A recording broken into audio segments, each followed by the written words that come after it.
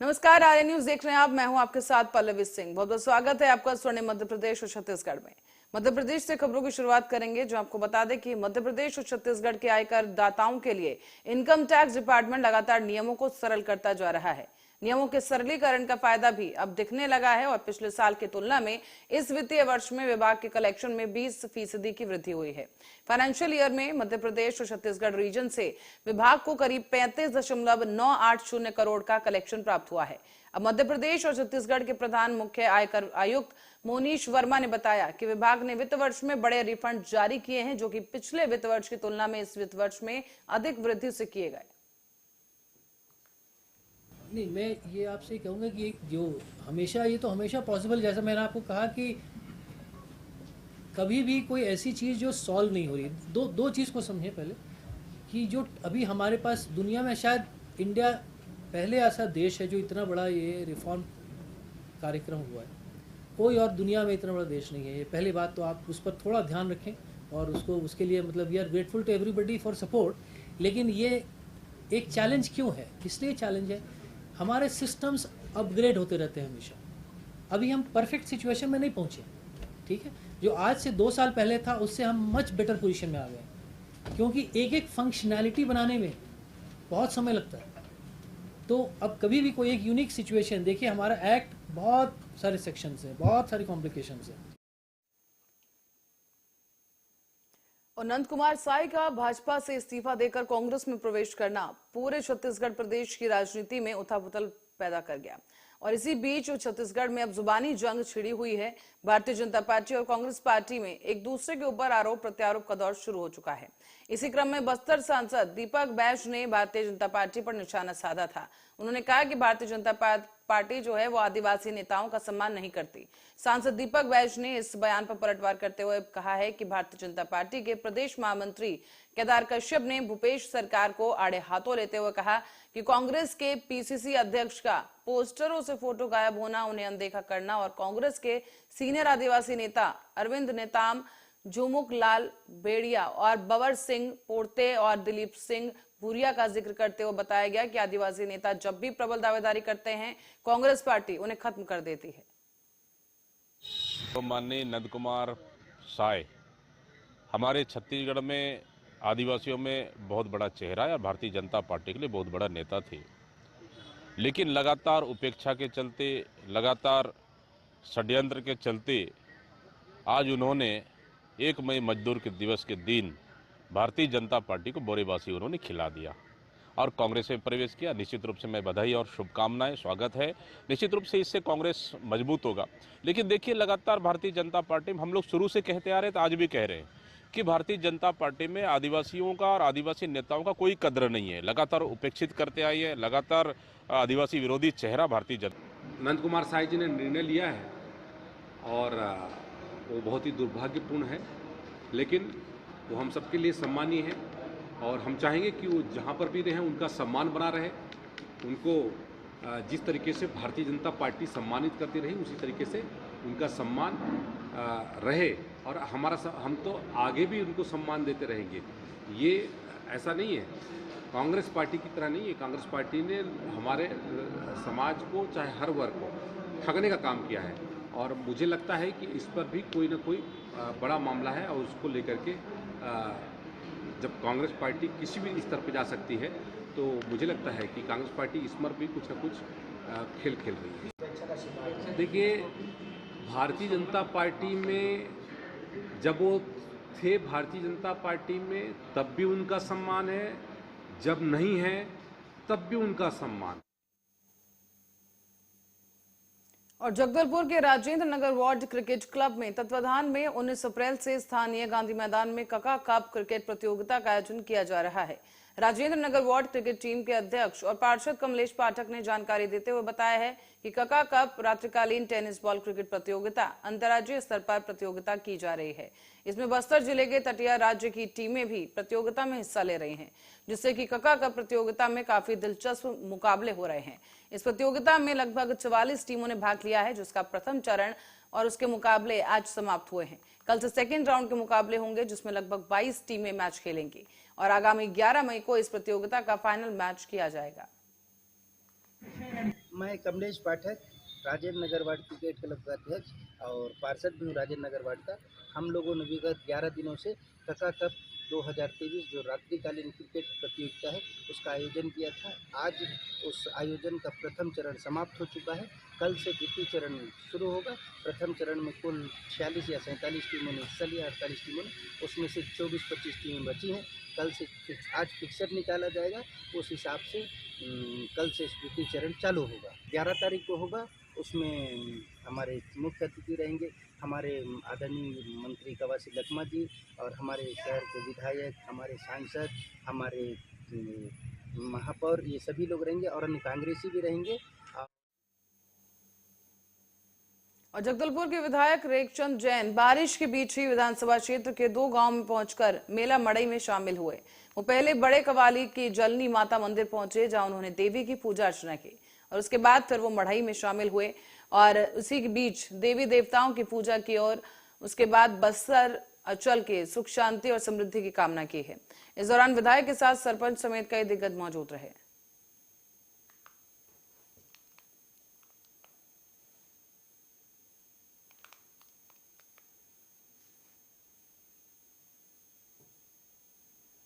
और कर्नाटक में विधानसभा चुनाव होने में केवल एक ही हफ्ते का समय रह गया, लेकिन ऐसे में कांग्रेस ने अपनी मैनिफेस्टो में बजरंग दल और पीएफआई को बैन करने की बात कही।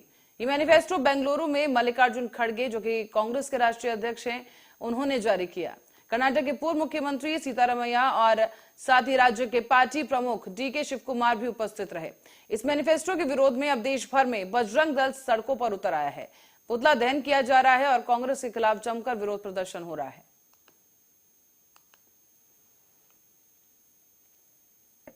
मैनिफेस्टो में कांग्रेस सरकार के द्वारा मल्लिकार्जुन खड़गे, जो कि इनके राष्ट्रीय अध्यक्ष हैं, जिसके द्वारा बजरंग दल को कर्नाटक में बैन करेंगे और देश में बैन करेंगे, जिस प्रकार की एक मानसिकता को लेके इस प्रकार का जो प्रकट किया गया है और अपने मैनिफेस्टो में लाया गया है, आज उसी के उसमें कांग्रेस सरकार एवं मल्लिकार्जुन खड़गे का आज पूरे केंद्र के आह्वान पर और राज्य स्तरीय छत्तीसगढ़ में भी आज पुतला दहन का कार्यक्रम जगदलपुर पर किया गया। कर्नाटक के मैनिफेस्टो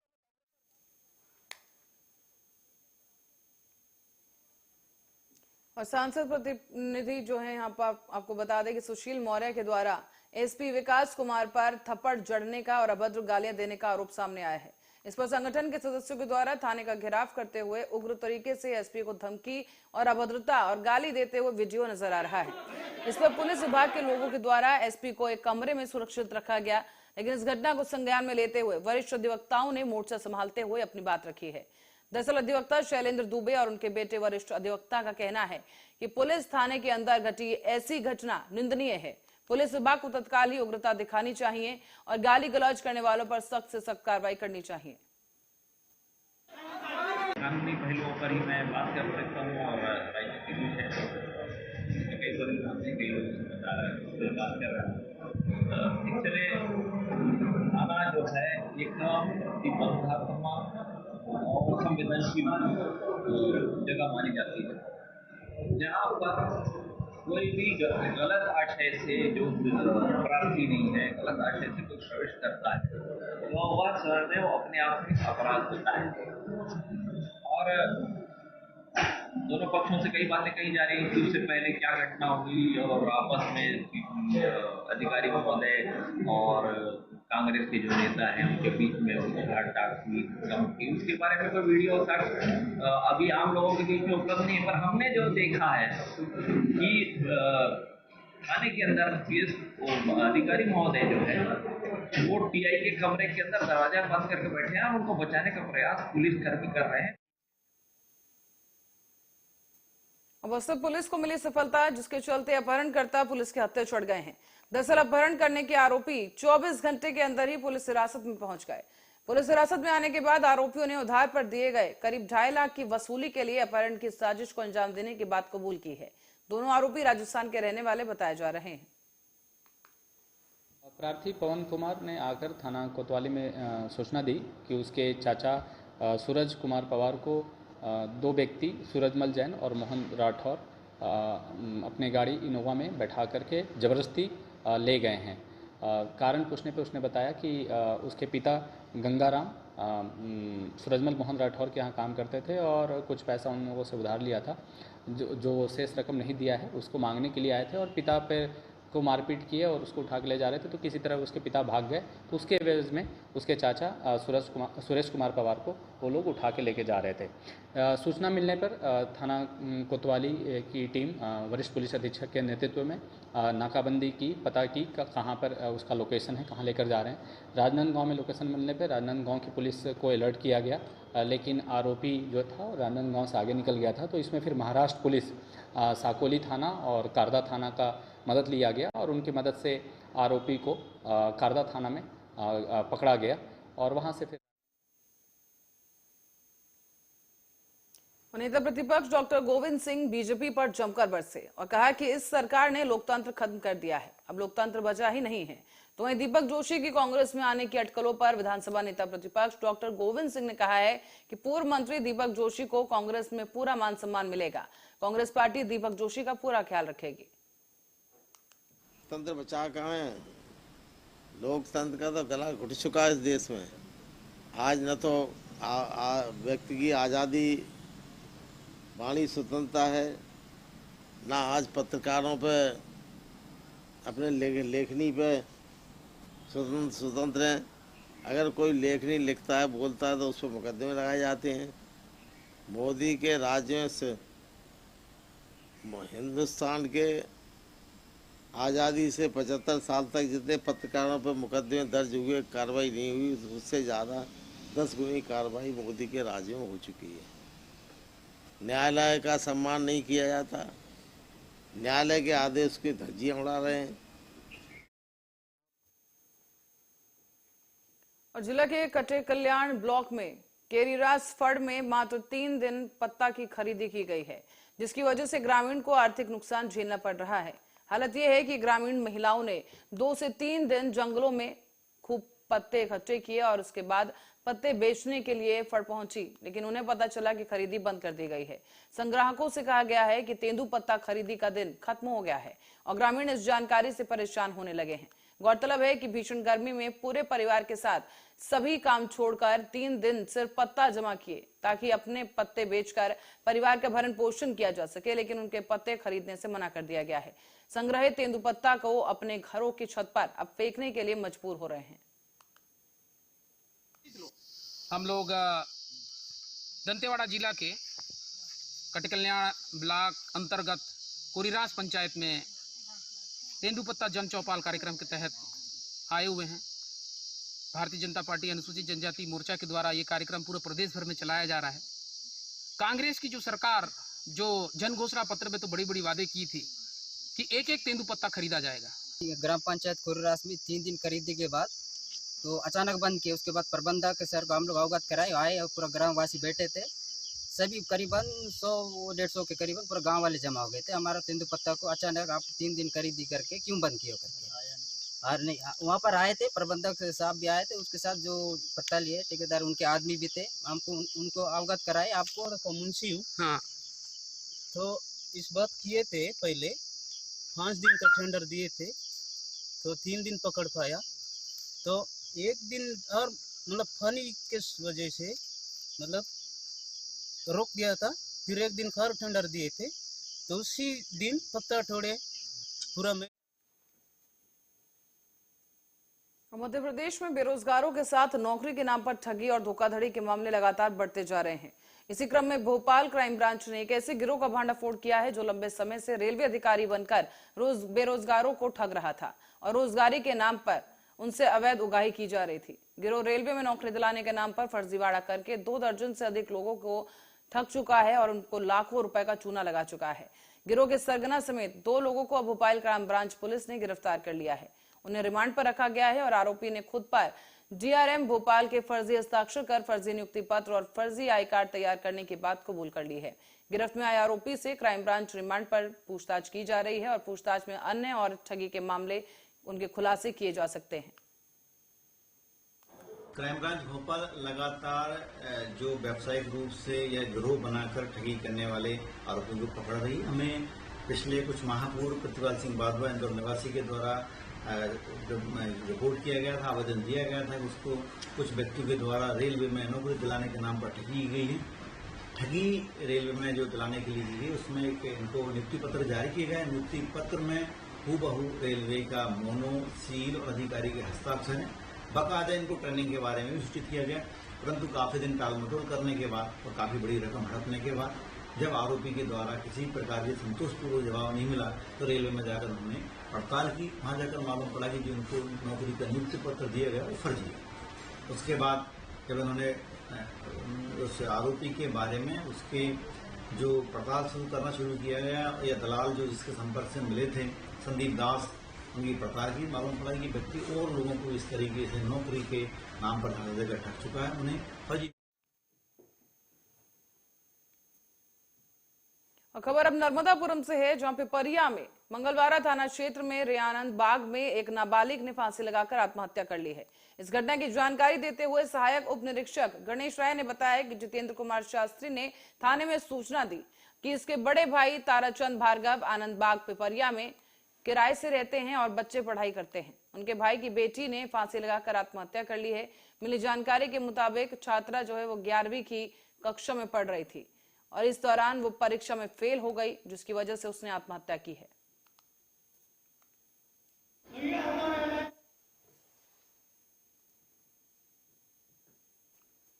और प्रदेश भर में डॉक्टर अपनी मांगों को लेकर आज हड़ताल पर हैं। इसी दौरान इस कड़ी में आज शिवपुरी जिले में जिला अस्पताल और मेडिकल कॉलेज के डॉक्टर भी हड़ताल पर बैठ गए। डॉक्टरों की हड़ताल के चलते आज जिला अस्पताल में मरीज परेशान होते दिखाई दिए हैं।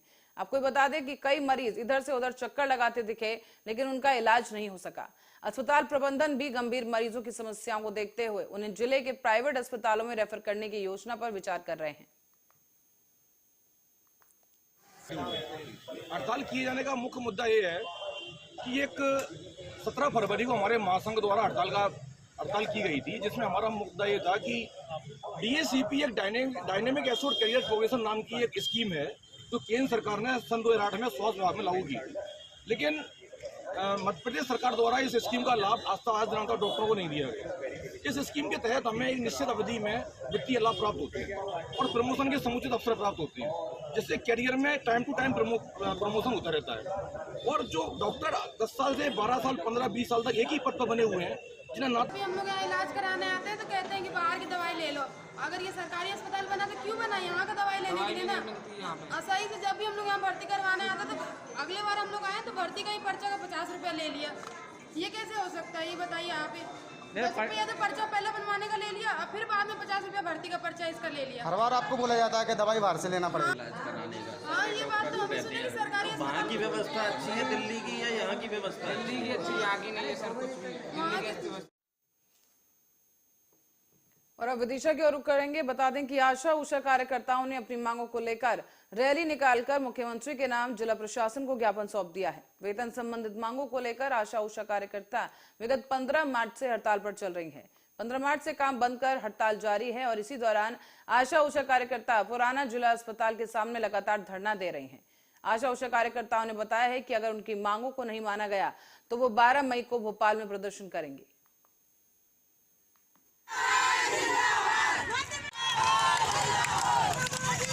ये है एक विनीता, जिला अध्यक्ष है आशा कार्यकर्ता की। इन लोगों की कुछ मांगे हैं जो इनने ज्ञापन में मेरे को दिया है और मैंने इनका मांग पत्र ले लिया है और मैं वरिष्ठ अधिकारियों को इसको भेज। किसके नाम ज्ञापन? ये है माननीय मुख्यमंत्री जी के नाम।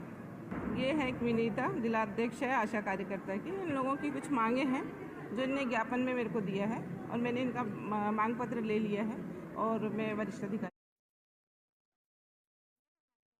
हम 50 दिन से हड़ताल कर रहे हैं, 15/3/2023 से आज 50वां दिन है, लेकिन शासन प्रशासन कोई भी हमारी बात नहीं सुन रहा। अब आखिरी बार हमने रैली निकाली, अब जो रैली निकलेगी आंदोलन होगा वो भोपाल में होगा, जो कि हम 12 मई को जा रहे हैं। पूरे 52 जिला CM हाउस का घेराव करेंगे। आप किसकी हड़ताल कर रहे हैं? हमारी सिर्फ 2 मांगे हैं कि हमें सरकार शासकीय कर्मचारी घोषित किया जाए, आशाओं की 10,000 और सहयोगी की 15,000 वेतन कर दी जाए, जो कि छवि भारद्वाज द्वारा 24 जून 2021 को पारित हो गया था कि इतना वेतन इन्हें दिया जाएगा। और अब बढ़ेंगे अगली खबर की ओर। खबर है मंदसौर से, जहां पुलिस ने 20 करोड़ के हेरोइन का पर्दाफाश किया है और कंसाइनमेंट को पकड़ा गया है, उसे सीज कर लिया गया है। बताया जा रहा है कि मणिपुर से मंदसौर होते हुए राजस्थान ये कंसाइनमेंट जा रहा था और तस्कर इसे ट्रक के कैबिन में छिपाकर ले जा रहे थे, लेकिन पुलिस ने चेकिंग की और इस दौरान हेरोइन के साथ ट्रक चालक और 3 लोगों को गिरफ्तार किया गया है। उनके खिलाफ एनडीपीएस एक्ट के तहत कार्रवाई की जा रही है।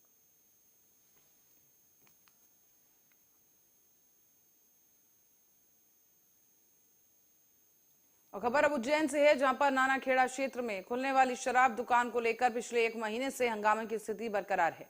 शराब ठेकेदार द्वारा आज इंदौर रोड पर काला पत्थर क्षेत्र में शराब की दुकान खोलते ही फिर से एक बार हंगामा किया गया। नाराज क्षेत्रवासियों ने शराब की दुकान में तोड़फोड़ करते हुए इंदौर रोड पर चक्का जाम कर दिया। करीब 15 मिनट तक हंगामा चला और इस दौरान पुलिस मौके पर पहुंची और कड़ाई के साथ सड़क को खाली करवाया गया है। इस दौरान लोगों की पुलिस के साथ तीखी नोकझोंक भी हुई है और पुलिस मौके से कुछ लोगों को बैठाकर गाड़ी में भी ले गई। हालांकि मौके पर मौजूद सीएसपी ओपी मिश्रा ने बताया है कि किसी को हिरासत में नहीं लिया गया है। शासन के द्वारा जो नानाखेड़ा में स्पीकर दुकान है वो अभी रोड के किनारे एस्टैब्लिश करवाई गई, जिसके संबंध में कुछ कॉलोनी के निवासी और कुछ महिलाएं इकट्ठी हुई हैं जिन्होंने विरोध प्रदर्शन किया है। उनसे बातचीत चल रही है। अभी फायर डिपार्टमेंट के द्वारा प्रशासन करता है, जो भी आपसी बातचीत के बाद निकाल निकलेगा वैसी कार्रवाई की जाएगी। रहवासियों का आरोप है कि पुलिस ने जबरदस्ती कुछ लोगों को हिरासत में नहीं, अभी पुलिस के द्वारा किसी भी लोगों को हिरासत में नहीं लिया गया है। इन लोगों के द्वारा जो दुकान पर तोड़फोड़ की जा रही थी, क्योंकि शराब की दुकान को लेके उनको रहवासी इलाका है और इस वजह से थोड़ा प्रॉब्लम है, बट इसका लोकेशन हम ऑलरेडी 3 बार चेंज कर चुके हैं और शासन की गाइडलाइन के अनुसार उनको यहाँ रहना चाहिए। उनका रेंज भी इसी इलाके में है, तो शासन से उनको परमिशन है और अभी जो लोकेशन डिसाइड हुई है उसमें ऐसा जितनी प्रॉब्लम नहीं है, क्योंकि आसपास का जो एरिया है वो भी कमर्शियल ही है।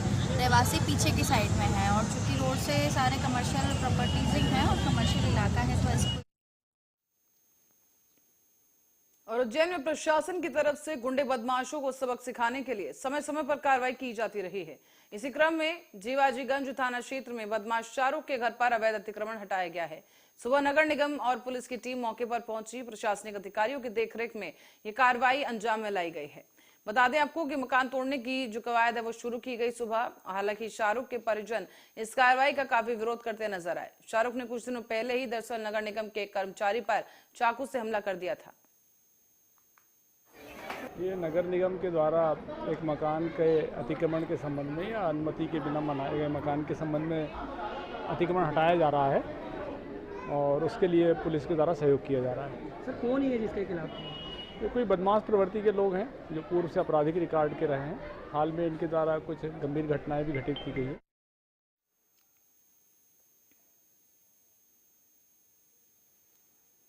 कन्नौज में मुख्यमंत्री कन्या विवाह योजना के अंतर्गत खातेगांव में सामूहिक विवाह का आयोजन किया गया है। इस सम्मेलन के दौरान आयोजित किए गए कृषि उपज मंडी प्रांगण खातेगांव में आयोजित किए गए सम्मेलन में 501 जोड़ों का विवाह संपन्न कराया गया है, जिसमें 70 जोड़े उनका निकाह कराया गया। कार्यक्रम में मुख्यमंत्री शिवराज सिंह चौहान वर्चुअल रूप से सम्मिलित हुए और नव दंपतियों को उनके भावी जीवन के लिए बधाई और शुभकामनाएं दी गई। जो हमारे दामाद भी है, सब आशीर्वाद देता हूँ। बहुत ही अच्छा आयोजन हुआ है आज। बहुत ही अभूतपूर्व 500 जोड़ों का यहाँ पर विवाह और निकाह हुआ है, जिसमें लगभग 300 विवाह हुए हैं। 130 जो हमारे पारंपरिक गोंड समाज के सदस्य हैं उनकी शादियाँ हुई और 70 निकाह हुए। बहुत ही अच्छे से संचालित ये प्रोग्राम रहा है, इसमें मैं विशेषकर बधाई दूंगा सीओ साहब को, हमारे सहायक कलेक्टर महोदय को, हमारे सभी एसडीएम्स की टीम को, जिन्होंने बहुत मेहनत की है पिछले बहुत दिनों में। खबर भोपाल से है, जहां पर जीएमसी मेडिकल कॉलेज और हमीदिया अस्पताल के मरीजों को इलाज नहीं मिल पा रहा है। इसी की वजह से कमिश्नर के आदेश के बाद इन तमाम गंभीर मरीजों को निजी अस्पताल में भर्ती कराया गया है।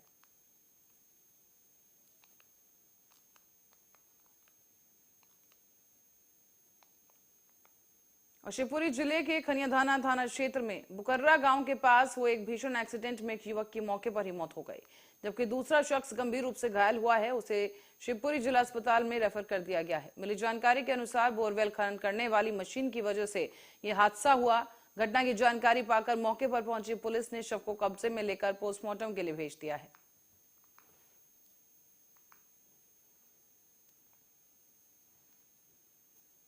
और शिवपुरी जिले के बद्रवास थाना क्षेत्र में एक प्रधान आरक्षक को 5,000 की रिश्वत देते हुए लोकायुक्त पुलिस की टीम ने रंगे हाथों गिरफ्तार किया है।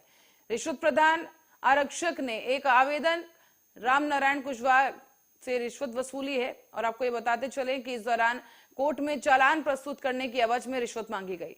आवेदक ने इसकी शिकायत लोकायुक्त पुलिस से की थी और अब आपको बता दें कि जैसे ही आवेदक रामनारायण कुशवाहा प्रधान आरक्षक के पास पहुंचा, कदम सिंह थाना बद्रवास को रिश्वत की राशि 5,000 रुपए लेते हुए मौके पर रंगे हाथों पकड़ लिया गया है।